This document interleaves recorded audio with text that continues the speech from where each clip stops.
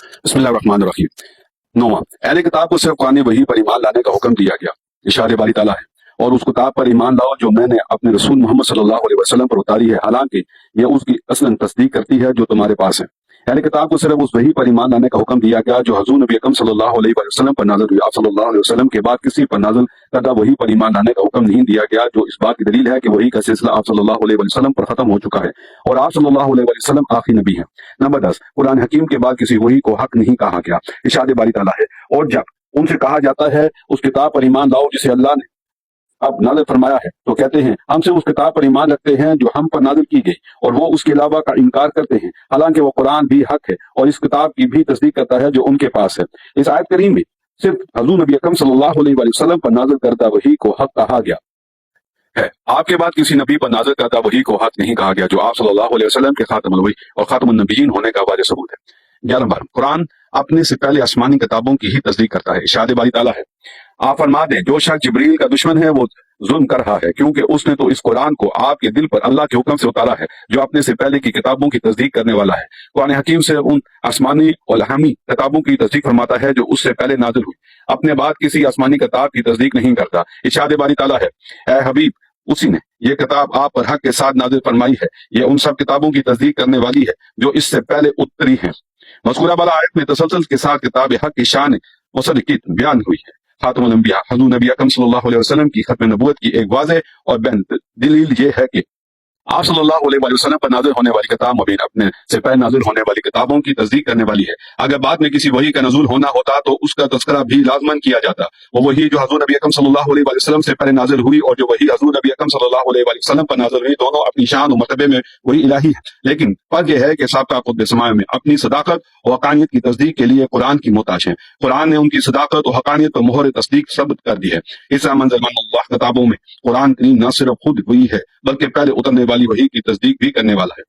ان آیات کریمہ سے دو چیزیں معلوم ہوئی۔ نمبر 1، اللہ رب العزت نے اہل کتاب کو صرف قرآن مجید پر ایمان لانے کا حکم دیا اور اس کے بعد کسی اور وحی پر ایمان لانے کا حکم نہیں دیا گیا، اور سرن اس امر پر دلالت کرتا ہے کہ حضور نبی اکرم صلی اللہ علیہ وسلم کے بعد کسی اور وحی کے آنے کا سوال ہی پیدا نہیں ہوتا۔ نمبر 2، قرآن مجید صرف اپنے مقابل وحی کی تصدیق کرتا ہے، اگر ماں باپ وحی بھی نازل ہونا ہوتی تو ضرور اس کی بھی تصدیق کی جاتی۔ قرآن کو یہ شان اس لیے عطا کی گئی ہے کہ اس نے آخر پر آ کر سلسلہ وحی کے خاتمے کا اعلان کرنا تھا، جبکہ باقی سب کتابیں اس سے پہلے آ چکی تھی۔ نمبر 1، قرآنی تصدیق ہی معیار حق ہے۔ مذکورہ بالا آیات کریمہ سے معلوم ہوا کہ فقط اسی کتاب اور وحی کو حق ماننا جائز ہے جس کی تصدیق قرآن نے کر دی، اور جس کی تصدیق قرآن نے نہیں کی وہ لائق ایمان نہیں۔ چنانچہ ثابت ہوا کہ قرآنی تصدیق معیار حق ہے اور یہ شان مسلم فقط قرآن کو عطا کی گئی ہے۔ قرآن حضور نبی اکرم صلی اللہ علیہ وسلم کی نبوت اور رسالت کی حاکمیت اور سابقہ نازل ہونے والی آسمانی کتب کا مصدق بن کر اترا ہے۔ قرآن کے بعد نازل ہونے والی کتاب اور وحی کے حق ہونے کی تصدیق تو بعد کی بات ہے۔ قرآن نے تو اشاعتاً اور قناعتاً اس کا ذکر تک بھی نہیں کیا، چنانچہ جو کتاب اور وحی تصدیق ہو تو صحیح قرآن سے خالی ہو وہ حق نہیں ہو سکتی۔ نمبر 2، قرآنی تصدیق میں نقص ماننا کفر ہے۔ اس مقام پر یہ سوال کہ قرآن کی تصدیق ناقص ہے یا کامل، اور اگر قرآن کی تصدیق کامل ہے تو پھر اس کا کسی بعد میں آنے والی وحی کی تصدیق نہ کرنا اس بات کا واضح ثبوت ہے کہ اس کے بعد ہی وحی آنے کا دروازہ مطلقاً بند ہو چکا ہے، کیونکہ اگر قرآن کے بعد بھی وحی اترنا ہوتی تو قرآن ضرور اس کی تصدیق کرتا۔ سو اگر کوئی شخص قرآن کے بعد نزول وحی کا اعتقاد رکھے تو وہ جان لے کہ یہ قرآن کے دائرۂ تصدیق سے خارج ہے، اور جو نام نہا وحی قرآن کے دائرۂ تصدیق سے خارج ہے وہ لائق ایمان ہی نہیں۔ معاذ اللہ، اگر یہ کہا جائے کہ قرآن کی تصدیق ناقص ہے تو اللہ محالہ یہ سمجھا جائے گا کہ قرآن وحی میں بعض کی تصدیق تو کرتا ہے اور بعض کی نہیں کرتا، تو پھر اس تصدیق کا کوئی فائدہ نہیں اور اسے معتبر نہیں سمجھا جا سکتا۔ ایمان کے باب میں یہ بات تسلیم شدہ ہے کہ جس طرح ذات مصطفیٰ صلی اللہ علیہ وسلم میں کسی قسم کا کوئی نقص اور عیب مانا کفر ہے، اسی طرح قرآن اور اس کی تصدیق میں کسی قسم کا کوئی نقص اور عیب ماننا بھی سرہم کفر ہے۔ جس طرح حضور نبی اکرم صلی اللہ علیہ وسلم کی ذات اقدس کامل و اکمل ہے، اسی طرح قرآنی تصدیق بھی کامل و اکمل ہے۔ نمبر 13، حضور صلی اللہ علیہ وسلم کی صرف پہلی آسمانی کتابوں کی تصدیق سے استدلال۔ ارشاد باری تعالیٰ ہے، اور اسی طرح جب ان کے پاس اللہ کی جانب سے رسول حضرت محمد صلی اللہ علیہ وسلم آئے جو اس کتاب کی اصلاً تصدیق کرنے والے ہیں جو ان کے پاس پہلے سے موجود تھی۔ اس آیت کریمہ سے ثابت ہوا کہ حضور نبی اکرم صلی اللہ علیہ وسلم صرف ان الہامی کتابوں کے مصدق ہیں جو آپ صلی اللہ علیہ وسلم سے پہلے نازل ہوئی۔ آپ صلی اللہ علیہ وسلم اپنے بعد کسی الہامی کتاب کے مصدق نہیں، جس کے معنی یہ ہیں کہ آپ صلی اللہ علیہ وسلم آخری نبی ہیں اور قرآن مجید آخری الہامی کتاب ہے۔ نمبر 14، حضور صلی اللہ علیہ وسلم اور انبیاء سابقین سے ہی میثاق نبوت دیا گیا۔ ارشاد ربانی ہے، اور اے حبیب یاد کیجئے جب ہم نے انبیاء سے ان کی तबलीग रसालत का अहद लिया और खुसूसन आप से और नूह से और इब्राहिम से और मूसा से और ईसा इब्न मरियम अलैहिस्सलाम से, और हमने उनसे निहायत पुख्ता अहद लिया। यह आयत करीमा मिसाक अंबिया के बयान पर मुश्तमिल है। इस मिसाक में हजूर नबी अकरम सल्लल्लाहु अलैहि वसल्लम और आपसे कबल आने वाले तमाम अंबिया अपनी अरवा मुबारका की सूरत में शरीक हुए। अल्लाह रब्बुल इज्जत ने सबसे पहले अपने हबीब मुकर्रम सल्लल्लाहु अलैहि वसल्लम का जिक्र फरमाया, जिसकी वजह खुद ज़बान रसालत में आपने बयान फरमाई है।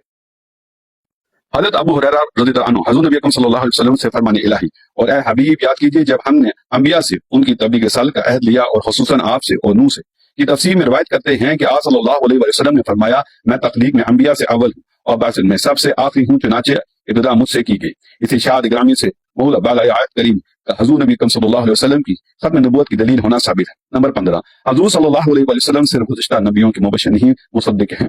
इरशाद बारी ताला है, और ए महबूब वो वक्त याद करें जब अल्लाह ने अंबिया से पुख्ता अहद कर लिया कि जब मैं तुम्हें किताब और हिकमत अता कर दूं, फिर तुम्हारे पास वो सब पर अजमत वाला रसूल तशरीफ लाए जो इन किताबों की तस्दीक फरमाने वाला हो, जो तुम्हारे साथ होंगे, तो जरूर बिल जरूर तुम उन पर ईमान लाओगे और जरूर बिल जरूर उनकी मदद करोगे। मज़कूरा बाला आयत की करीमा में इस मफ़हूम पर मबनी मज़मून बयान किया गया है कि सबसे आखिर में तशरीफ लाने वाले बाइज़्ज़त रसूल हज़रत मोहम्मद मुस्तफ़ा सल्लल्लाहु अलैहि वसल्लम ना सिर्फ पहले आने वाली किताबों बल्कि सब अंबिया की भी तस्दीक करने वाले हैं।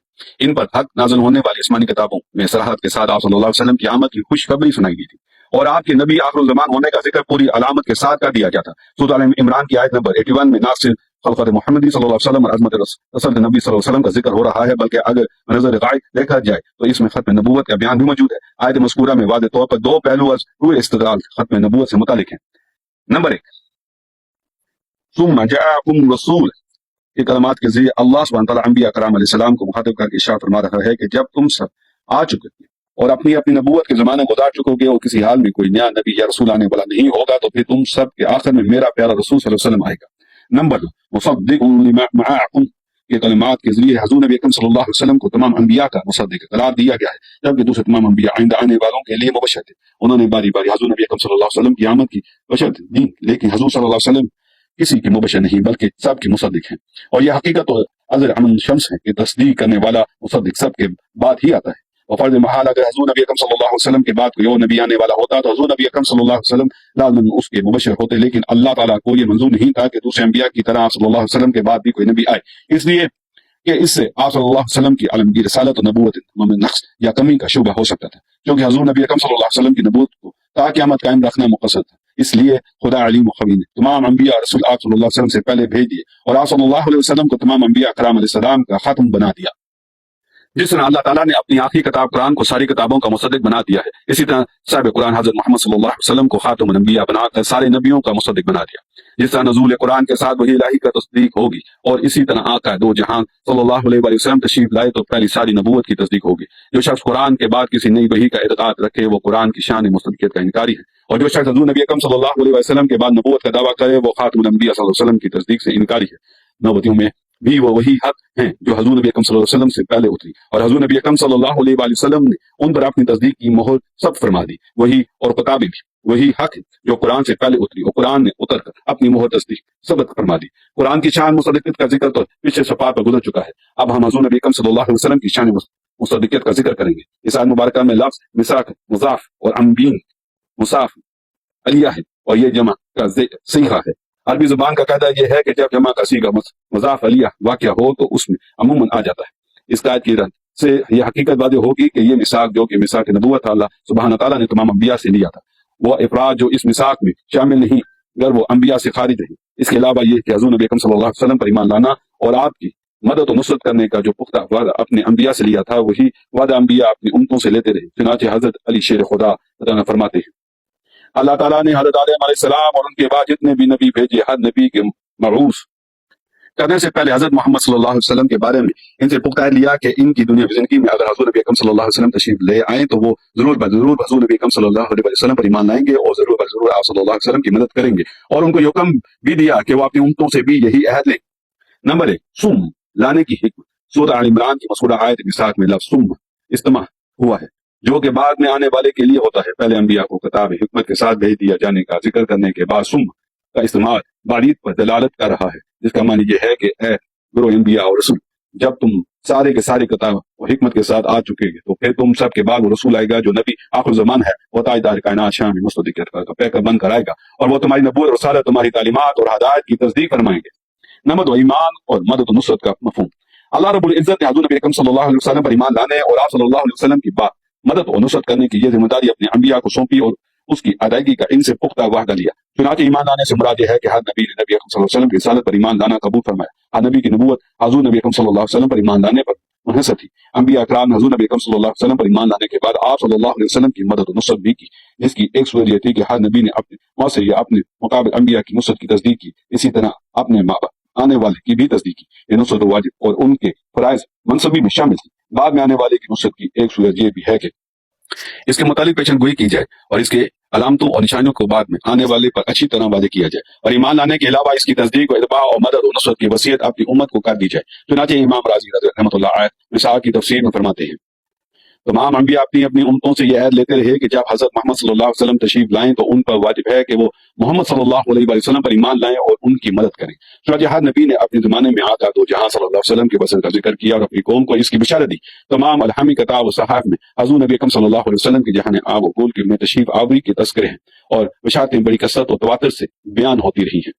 نمبر 3، دعائے ابراہیم علیہ السلام و بشارت عیسوی علیہ السلام۔ حضرت ابراہیم علیہ السلام اور حضرت اسماعیل علیہ السلام جو خانہ کعبہ کی تعمیر سے فارغ ہوئے تو انہوں نے بارگاہ الہی میں ہاتھ اٹھا کر دعا کی، اے ہمارے رب، انہی میں سے وہ آخری اور برگزیدہ رسول مبعوث فرما جو ان پر تیری آیتیں تلاوت فرمائے اور انہیں کتاب اور حکمت کی تعلیم دے، رہنمائے راہ بنا دے اور ان کے نفوس و قلوب کو خوب پاک صاف کر دے، بے شک تو ہی غالب حکمت والا ہے۔ حضور نبی اکرم صلی اللہ علیہ وسلم کے بارے میں حضرت عیسیٰ علیہ السلام نے جو بشارت دی اس کا ذکر قرآن مجید میں یوں کیا گیا ہے، اور جب حضرت عیسیٰ ابن مریم نے فرمایا کہ اے بنی اسرائیل، میں اللہ کا رسول ہوں جو تمہاری طرف بھیجا گیا ہوں، میں تصدیق کرنے والا ہوں تورات کی جو مجھ سے پہلے آئی ہے، اور بشارت دینے والا ہوں ایک رسول کی جو میرے بعد آئیں گے، ان کا اسم گرامی احمد ہوگا۔ حضرت ارباز بن ساریہ سے روایت ہے کہ حضور نبی اکرم صلی اللہ علیہ وسلم نے فرمایا، میں امجد ابراہیم علیہ السلام کی دعا اور عیسیٰ علیہ السلام کی بشارت ہوں۔ حضور نبی اکرم صلی اللہ علیہ وسلم کی بات سے قبل علماء یہود نصارہ اپنی آسمانی کتابوں میں درج بشارتوں کے حوالے سے خوبی جانتے تھے کہ نبی آخر زمان صلی اللہ علیہ وسلم کے ظہور کا زمانہ قریب آ چکا ہے۔ انہیں حضور نبی اکرم صلی اللہ علیہ وسلم کے درجہ تک کا علم تھا، یعنی یہ کہ حضور نبی اکرم صلی اللہ علیہ وسلم مکہ سے ہجرت کر کے یثرب نامی بستی میں تشریف لائیں گے۔ چنانچہ وہ کھجوروں کے جھنڈ والے اس شہر خنق میں ایک طویل عرصے سے آپ صلی اللہ علیہ وسلم کے لیے دید و دل فراش راحت کی استقبال کی تیاریوں میں مصروف تھے۔ نمبر 4، محمد و احمد دونوں حضور نبی اکرم صلی اللہ علیہ وسلم کے ذاتی نام ہیں۔ محمد و احمد دونوں حضور نبی اکرم صلی اللہ علیہ وسلم کے ذاتی نام ہیں، جبکہ باقی سب آپ کی صفات نام ہیں۔ حضرت جبیر بن مطعم سے روایت ہے کہ رسول اللہ صلی اللہ علیہ وسلم نے فرمایا، میرے 5 نام ہیں، میں محمد و احمد ہوں، اور میں ماہی ہوں کہ میرے ذریعے اللہ تعالیٰ کفر کو مٹاتا ہے، اور میں حاشر ہوں کہ لوگوں کا حشر میرے قدموں میں کیا جائے گا، اور میں عاقب یعنی آخری نبی ہوں۔ سوال پیدا ہوتا ہے کہ حضرت عیسیٰ علیہ السلام نے جب حضرت تاجدار کائنات نبی آخر الزمان صلی اللہ علیہ وسلم کی آمد کی بشارت دی تو انہوں نے آپ کے اسم مبارک محمد کی بجائے احمد کیوں ذکر کیا؟ جواب اس کا یہ ہے کہ اگرچہ محمد اور احمد دونوں حضور نبی اکرم صلی اللہ علیہ وسلم کے ذاتی نام ہیں، مگر احادیث سے ثابت ہے کہ آسمانوں پر آپ کے اسم احمد کی دھوم ہے، جبکہ زمین پر اسم محمد کا چرچا ہے۔ انہوں نے وہ نام بتایا جس سے آپ صلی اللہ علیہ وسلم کو آسمان پر پکارا جاتا تھا۔ چنانچہ امام قسطلانی حدیث نقل کرتے ہیں، جب اللہ تعالیٰ نے حضرت آدم علیہ السلام کو پیدا فرمایا اور ان کو الہام کیا تو انہوں نے پوچھا کہ اے میرے پروردگار، تو نے کس لیے میری کنیت ابو محمد رکھی؟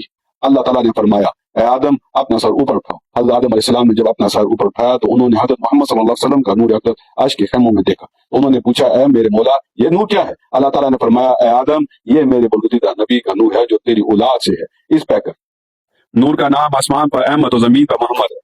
اگر یہ پیکر نور نہ ہوتا تو نہ میں تجھے پیدا کرتا اور نہ آسمان کو پیدا کرتا اور نہ ہی زمین کو۔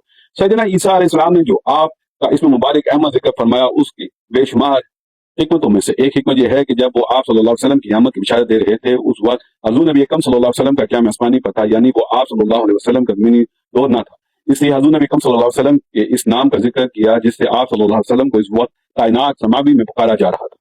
دوسرا سوال یہ کیا جاتا ہے کہ حضور نبی اکرم صلی اللہ علیہ وسلم کا آسمان پر نام احمد اور زمین پر محمد ہے، مگر حضور نبی اکرم صلی اللہ علیہ وسلم نے بالآخر زمین پر آنا تھا، اسی حضرت عیسیٰ علیہ السلام کو چاہیے تھا کہ وہ محمد صلی اللہ علیہ وسلم بتاتے، کیونکہ زمین پر تو اسی نام کی دھوم ہونی تھی۔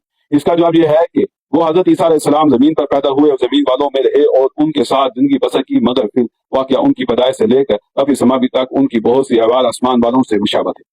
ان کی پیدائش عروج انسانی طریقے سے ہٹ کر اس طرح ہوئی کہ جلی قدر فرشتے حضرت جبرائیل علیہ السلام تشریف لائے اور حضرت مریم کے دامن پر پھونک مارنے سے حضرت عیسیٰ علیہ السلام کی ولادت ہوئی۔ مختصر عرض زندگی بسر کرنے کے بعد دوبارہ ان کا آسمان پر عروج ہو گیا۔ گویا آغاز اور اختتام کے اعتبار سے ان کی حیات آسمانی مخلوق سے مشابہت رکھتی ہے، اس لیے انہوں نے اپنی قوم کو حضور نبی اکرم صلی اللہ علیہ وسلم کا سماوی نام یعنی احمد بتایا۔ 5 اہل کتاب کو بعثت مصطفیٰ صلی اللہ علیہ وسلم کی مکمل معرفت تھی۔ سابقہ آسمانی کتابوں کے ذریعے نبی آخر زمان حضرت محمد مصطفیٰ صلی اللہ علیہ وسلم کے بارے میں مکمل معرفت رکھتی تھی۔ انہیں آپ کی جائے ولادت، مقام بعثت، مقام ہجرت، آپ صلی اللہ علیہ وسلم کے خصائص و کمالات، اوصاف و معجزات اور محمد و محسن کے بارے میں اپنے انبیاء و کتب سے کامل آگاہی حاصل ہو چکی تھی۔ الحامی صحیح و مسترجع اشارت کے حوالے سے قرآن حکیم ارشاد خداوندی ہے، یہ وہ لوگ ہیں جو اس رسول کی پیروی کرتے ہیں جو لقب نبی ہے، یعنی دنیا میں کسی شخص سے پڑھے بغیر من جانب اللہ لوگوں کو اخبار غیب اور معاش و معاد کے علوم و معروف بتاتے ہیں، جن کے اوصاف و کمالات کو وہ لوگ اپنے پاس تورات اور انجیل میں لکھا ہوا پاتے ہیں۔ اس باب میں حضرت عطا بن یسار کہتے ہیں کہ میری حضرت عبداللہ بن عمرو بن العاص سے ملاقات ہوئی۔ میں نے کہا کہ آپ مجھے حضور نبی اکرم صلی اللہ علیہ وسلم کے ان محسن و ماہام کے بارے میں بتائیے جن کا ذکر تورات میں کیا گیا ہے۔ وہ قطب سماوی کے عالم ہونے کے حیثیت سے کہنے لگے کہ تورات میں بھی حضور نبی اکرم صلی اللہ علیہ وسلم کے ان اوصاف و کمالات کا ذکر ہے جو قرآن میں بیان ہوئی ہے۔ انہوں نے اس سلسلے میں تورات کی مندرجہ ذیل آیات کی تلاوت بھی کی۔ اے نبی مکرم، ہم نے بھیجا ہے آپ کو گواہ بنا کر خوشخبری دینے والا، بوقت ڈر سنانے والا، امیوں عوام کے لیے جائے پناہ تو میں میرا بندہ ہے اور میرا رسول ہے۔ میں نے تیرا نام متوقع رکھا ہے، نہ تو درشت خو ہے، نہ سخت دل اور نہ بازاروں میں شور مچانے والا۔ برائی کا بدلہ برائی سے نہیں دیتا بلکہ معاف کر دیتا ہے اور درگزر کرتا ہے۔ اللہ تعالیٰ آپ کو اپنی طرف نہیں بلائے گا یہاں تک کہ ایک تیری ملت کو آپ کے ذریعے درست کر دے۔ اور وہ سب کہنے لگے، نہیں ہے کوئی معبود سوائے اللہ کے۔ اللہ تعالیٰ آپ کے ذریعے سے آنکھوں کو بینائی، بہرے کانوں کو سماعت اور غلافوں میں لپٹے ہوئے دلوں کو نور ہدایت سے منور کر دے گا۔ وہ آپ صلی اللہ علیہ وسلم کو اس طرح پہچانتے تھے جیسے والدین اپنی اولاد کو پہچاننے میں کسی قسم کا کوئی اشتباہ اور مغالطہ نہیں کر سکتے۔ بالکل اسی طرح وہ حضور نبی اکرم صلی اللہ علیہ وسلم کے بارے میں مفصل حال اپنی کتابوں میں پڑھ چکے تھے کہ انہیں آپ صلی اللہ علیہ وسلم کو دیکھ کر پہچاننے میں کوئی شبہ نہ رہا۔ چنانچہ ارشاد باری تعالیٰ ہے، اور جن لوگوں کو ہم نے کتاب عطا فرمائی ہے وہ اس رسول آخر زمان حضرت محمد صلی اللہ علیہ وسلم کی شان و عظمت کو اس طرح پہچانتے ہیں جیسا کہ بلا شبہ اپنے بیٹوں کو پہچانتے ہیں۔ خود سابقہ میں حضور نبی اکرم صلی اللہ علیہ وسلم کی عظمت شان اس حد تک بیان کی گئی تھی کہ آپ صلی اللہ علیہ وسلم کی ولادت سے پہلے یہود اپنے حریف مشرکین عرب پر فتح پانے کے لیے آپ صلی اللہ علیہ وسلم کے وسیلے سے بارگاہ رب العزت میں دعا کرتے، جس کے نتیجے میں فتح سے ہمکنار ہوتے۔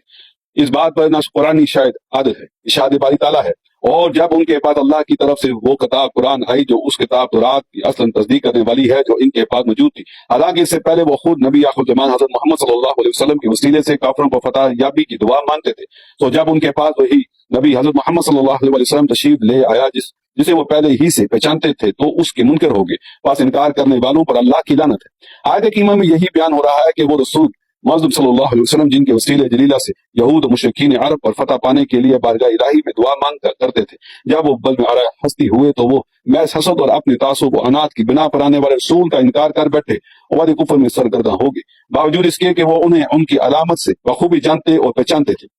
امام قرطبی رحمۃ اللہ علیہ مذکورہ کی تفسیر میں روایت نقل کرتے ہیں، حضرت عبداللہ بن عباس رضی اللہ عنہ نے فرمایا کہ خیبر کے یہودی اور طفان قبیلے سے برست پیکار رہا کرتے تھے، پر جب دونوں کا آمنا سامنا ہوا تو یہود شکست کھا گئے۔ پھر انہوں نے یہ دعا پڑھتے ہوئے دوبارہ حملہ کیا، الہی ہم تجھ سے سوال کرتے ہیں اس نبی صلی اللہ علیہ وسلم کے وسیلے سے جنہیں تو نے آخری زمانے میں ہمارے لیے بھیجنے کا ہم سے وعدہ کیا ہے، ان کے مقابلے میں ہماری مدد فرما۔ ابن عباس رضی اللہ عنہ کہتے ہیں کہ جب بھی وہ دشمن کے سامنے آئے تو انہوں نے یہی دعا پڑھی اور اس کی برکت سے قبیلہ غطفان کو شکست ہوگی، لیکن جب نبی اکرم صلی اللہ علیہ وسلم مبعوث ہوئے تو انہوں نے آپ صلی اللہ علیہ وسلم کا انکار کیا۔ اس پر اللہ نے یہ آیت نازل فرمائی، حالانکہ اس سے پہلے وہ خود نبی آخر زمان حضرت محمد صلی اللہ علیہ وسلم اور ان پر اترنے والی کتاب قرآن کے وسیلے سے کافروں پر فتح یابی کی دعا مانگتے تھے، یعنی اے محمد آپ کے وسیلے سے فتح کی دعا مانگا کرتے تھے۔ علامہ سید محمد عروسی آیت مذکورہ کی تفسیر میں نقل کرتے ہیں، صدی نے بیان کیا ہے کہ جب قوم یہود و مشرکین عرب کے درمیان جنگ شدت پکڑ لیتی تو وہ یعنی اہل کتاب یہود تورات کھول کر اس مقام پر ہاتھ رکھتے جہاں حضور نبی اکرم صلی اللہ علیہ وسلم کی عظمت و شان کا ذکر ہوتا اور دعا کرتے ہیں، اللہ ہم تیری بارگاہ میں تیرے اس برگزیدہ نبی کے وسیلے سے درخواست کرتے ہیں جس کا تو نے ہم سے وعدہ کیا ہے کہ تو اسے آخری زمان میں آخری نبی بنا کر مبعوث فرمائے گا، آج ہمیں فتح و نصرت عطا فرما۔ پس حضور نبی اکرم صلی اللہ علیہ وسلم کے تو वसत से अल्लाह ताला उन्हें फतह और नुसरत अता फरमाता। इन वायात से साबित हुआ कि आप सल्लल्लाहु अलैहि वसल्लम के बाद से कबल भी अहले किताब आप सल्लल्लाहु अलैहि वसल्लम की ज़ात अक़दस के वसीले से अल्लाह ताला की बारगाह में दुआएं मांगा करते थे। नंबर 6, यहूद का शहर मदीना को मस्कन बनाना। यहूद का मामूल था कि वो आसमानी किताबों में दर्ज हजूर नबी सल्लल्लाहु अलैहि वसल्लम के अहवाल पढ़ते और अपनी औलाद को भी सुनाते। वो जानते थे कि आप सल्लल्लाहु अलैहि वसल्लम हिजरत करके मदीना को अपने मस्कन बनाएंगे, लेकिन जब उन्हें इस बात का इल्म हुआ कि हजूर नबी सल्लल्लाहु अलैहि वसल्लम की बासत बनी इसराइल के बजाय बनी इस्माइल में हुई है, तो हसद की आग में जल गए और ईमान लाने से इनकार हो गए। तारीख बताती है कि हिजरत मदीना से तकरीबन 1000 साल कबल यमन के ताबे नामी हुक्मरान अपने लश्कर और सैकड़ों उलमा कराम के साथ बैतुल्लाह शरीफ की ज़ियारत की गरज से इस खित्ते में आए। खाना काबा की ज़ियारत करने और इसे गुलाफ बनाने के बाद वो वापसी पर अपने लश्कर समेत यसब की सरजमीन से गुजरा। उस वक्त यसब एक चश्मे का नाम था जहां आबादी का नाम निशान तकना था। यमन के बादशाह के साथ 400 से ज्यादा आसमानी किताबों का इल्म रखने वाले साहिब कमाल उलमा थे।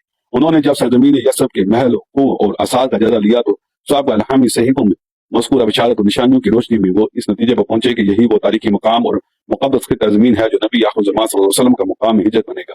उनके उलमा शौक और जिदान और इश्क ने उन्हें वापस जाने से रोक लिया। उन्होंने मुतफ़िक़ा तौर पर इस मकाम में मुक़द्दस पर रहने का इरादा कर लिया और बादशाह को अपने फैसले से आगाह कर दिया। रिवायत में है कि जब तब अव्वल ने इन उलमा से इस खित्ते में ठहरने की हिकमत दरियाफ्त की तो उन्होंने कहा, हमारी किताबों में मौजूद है कि नबी जिसका नाम मोहम्मद सल्लल्लाहु अलैहि वसल्लम है, ये शहर उसका दारुल हिजरत है, बस हम यहाँ इस नबी की शौक में मुकीम रहेंगे। जब यमन के हुक्मरान के इल्म में यह बात आई कि इस खित्ते दिलनवाज के मुकद्दर में रसूल आखिर ज़मान सल्लल्लाहु अलैहि वसल्लम दारुल हिजरत होना लिखा जा चुका है, तो उसने भी उलमा के साथ यहीं ठहरने का फैसला कर लिया। हज़ूर नबी सल्लल्लाहु अलैहि वसल्लम के शौक दीदार में ना अपनी सल्तनत का ख्याल रहा और ना ही किसी और चीज का। मोहब्बत रसूल उसकी रग और पे में सरायत कर गई और वो जिक्र मोहम्मदी से सरशाह होगी। लेकिन उसे नहीं मालूम था कि मतलब फारां पर सितारे मोहम्मद सल्लल्लाहु अलैहि वसल्लम कब तलू होगा और हज़ूर नबी सल्लल्लाहु अलैहि वसल्लम का हिजरत का किस शहर बामसार को अपनी कदम बोसी का शफ अता करेंगे। तभी बादशाह ने अपने हर आलम के लिए घर बनवाए, फिर 400 लोडियां खरीद कर उनका निकाह एक एक आलम से करा दिया। इस नादीर इश्क रसूल ने एक घर नबी आखिर ज़मान सल्लल्लाहु अलैहि वसल्लम के लिए भी तामीर कराया कि जब हिजरत करके आका दो जहां सल्लल्लाहु अलैहि वसल्लम यहाँ तशरीफ लाएं तो अपने ही घर में क्याम करें। वो घर जो नस्ल दर नस्ल मुंतकिल होता रहा वर यहाँ से हजरत अबू अयूब अंसारी अल्लाह की तहवील में आ गया। वो इन्हें उम्मा की औलाद में से थे जिन्होंने 1000 साल कबल हज़ूर नबी सल्लल्लाहु अलैहि वसल्लम के दारुल हिजरत में क्याम की सादत हासिल की थी और जिनकी हर नस्ल हज़ूर नबी सल्लल्लाहु अलैहि वसल्लम की रात देखते देखते अपनी तभी उम्र को पहुंचकर मुल्क के आदम को सुधार जाती और फिर नई नस्ल आप सल्लल्लाहु अलैहि वसल्लम की आमद के लम्हे का इंतजार करने लगी। उसने हज़ूर नबी सल्लल्लाहु अलैहि वसल्लम के लिए यह तामीर किया था ताकि जब आप सल्लल्लाहु अलैहि वसल्लम हिजरत करके मदीना आए तो उनमें क्या फरमाए। यह मकान कई बादशाहों की तहवील में बारी बारी आता रहा, यहाँ तक कि यह हजरत अबू अयूब की मलकियत में आया और वो उस आलम की औलाद में से थी।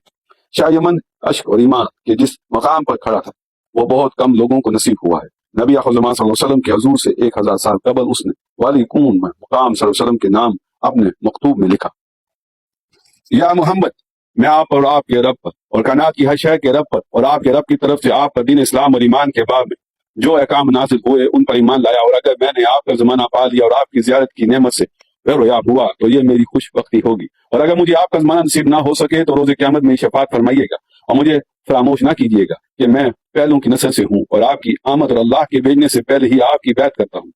मैं आपके और इब्राहिम अलैहिस्सलाम के दीन पर हूँ। उसने वो खत सोने से सर बमुर किया और उन उलमा में से सबसे बड़े आलिम के हवाले कर दिया। वो खत नस्ल मुंतकिल होता रहा। 10 सदियों गुजर गई। हज़ूर नबी सल्लल्लाहु अलैहि वसल्लम जब हिजरत करके तशरीफ लाए उनकी अबू अयूब अंसारी अब्दुल्लाह के घर के सामने बैठ गई और हादी बरहक सल्लल्लाहु अलैहि वसल्लम ने दार अबू अयूब में क़याम किया तो हजरत अबू अयूब अंसारी ने वो खत जो 1000 साल कबल शाह यमन ने वाले को मुकाम हज़रत सल्लल्लाहु अलैहि वसल्लम के नाम तहरीर किया था पेश कर दिया। नंबर 7, मौजूदा अनाजील में हज़ूर सल्लल्लाहु अलैहि वसल्लम की खत नबूवत के तज़किरे। यहाँ इस बात की वज़ाहत ज़रूरी है कि इस वक्त आलम ईसाईयत में 4 अंजील ऐसी हैं जिनको उनके नजदीक इसनाद का दर्जा हासिल है। ये अंजील मत्ती, मरकस, लूका और यूहन्ना से मंसूब है। इस ज़माने में काबिल जिक्र बात यह है कि इनकी किसी नुस्खे की तदवीन 17 ईस्वी से पहले नहीं हुई। इंसाइक्लोपीडिया ऑफ ब्रिटानिका में अनाजील अरबा के बारे में यह तबसरा काबिल गौर है। Its exact date and exact place for origin are uncertain, but it appears to date from the later years of the 1st century. इसकी ठीक तारीख और इसके मौजूद वजूद में आने का सही मुकाम गैर यकीनी है, लेकिन बारी अंजर में इसका ताल्लुक पहली सदी के आखिरी सालों से है। इसके बारे में मजीद कहा गया है, We have no certain knowledge as to how or where the fourfold gospel came to be formed. ہمارے پاس یہ جاننے کے لیے کوئی حتمی علم نہیں ہے کہ یہ 4 مستند انجیل کیسے اور کہاں معروض وجود میں ہیں۔ یہاں ان انجیل کو مرتب کرنے والوں کو حیثیت بھی مد نظر ہے، وہ نہ تو حضرت عیسیٰ علیہ السلام کے حواری تھے اور نہ انہوں نے دین عیسوی کو قبول کیا تھا۔ ان مطبین نے ان لوگوں کا کوئی حوالہ بھی نہیں دیا جن کی وجہ سے یہ انجیل ان کے ہاتھ لگی۔ یہ ایک ایسا معاملہ ہے جو ابھی تک حل نہیں ہوا۔ یہ سوال آج تک جواب طلب ہے کہ وہ کتاب حضرت عیسیٰ علیہ السلام کے آسمانوں پر اٹھائے جانے کے بعد 70 سال تک مرتب ہی نہیں ہوئی، اور نہ کسی نے یہ بتانے کی زحمت کی کہ وہ کہاں اور کیسے دستیاب ہوئی۔ اس کے مسند ہونے پر کیوں کا اعتماد کیا جا سکتا ہے؟ اس پر متضاد سے یہ کہ سیانی زبان میں لکھے جانے والے نسخوں کے اصل نہ پیدا ہیں، اور ان کی یونانی زبان میں تراجم کا اصل سے کیسے موازنہ کیا جائے، جبکہ ان کا کوئی اصل نسخہ کہیں بھی دستیاب نہیں۔ اور پھر جو سب سے قدیم یونانی ترجمہ ملتا ہے وہ 4 صدی کا لکھا ہوا ہے۔ ان یونانی تراجم پر کوئی کیسے انحصار کرے، جبکہ ان انجیل کا ترجمہ بعد میں لاطینی زبان میں ہوا جو رومن امپائر کی سرکاری زبان تھی، اور دوران ترجمہ بہت سی من گھڑت باتوں کے شامل ہو جانے کے امکان کو رد نہیں کیا جا سکتا۔ چنانچہ اس ترجمے کے عمل سے جو انجیل وجود میں آئی اس میں لفظی اور معنوی تحریف اور رد و بدل کا واقعہ ہونا ایک ایسی ناقابل تردید حقیقت ہے جو محتاج وضاحت نہیں۔ ان حالات ان انجیل کی صحت کی تاریخی حیثیت کا جائزہ لینے کوئی مشکل کام نہیں۔ امداد زمانے کے ساتھ ان میں کیا کیا تحریفات اور تعویلات ہوئی ہوں گی ان کا اندازہ لگانا چند مشکل ہے۔ چنانچہ اس صورتحال کے پیش نظر اگر مذکورہ انجیلوں میں ان بشارتوں کا حوالہ نہ ملے تو قرآن پر اعتراض کرنے کی کوئی گنجائش نہیں، اور نہ ہی اس کا کوئی جواز موجود ہے۔ لیکن تحریف کے باوجود حضور نبی اکرم صلی اللہ علیہ وسلم کی آمد کے بارے میں خوشخبریاں ان مسخ شدہ کتابوں میں بھی رہ پا گئی، جس کا بعض ثبوت وہ عبارتیں ہیں جن میں یہ پیش گوئیاں کسی نہ کسی صورت میں ہیں۔ ذیل نمونے کے طور پر ان میں سے چند اقتباسات درج کیے جاتے ہیں۔ اللہ کے جلیل القدر پیغمبر حضرت موسیٰ علیہ السلام نے اپنی قوم بنی اسرائیل کو نبی راہ زبان صلی اللہ علیہ وسلم کی تشریف آوری کی خوشخبری ان الفاظ میں دی۔ Number 1، He shone forth from Mount Paran، وہ کوہ فاران سے جلوہ گر ہوا، حقوق بن نبی نے فرمایا۔ Number 2، God came from Teman and the Holy One from Mount Paran. His glory covered the heavens and the earth was full of his praise. خدا تیمان سے آیا اور قدوس کوہ فاران سے ملا، اس کا جلال آسمان پر چھا گیا اور زمین اس کی ہم سے معمور ہو گئی، اس کی جمگہٹ نور کی مانند تھی۔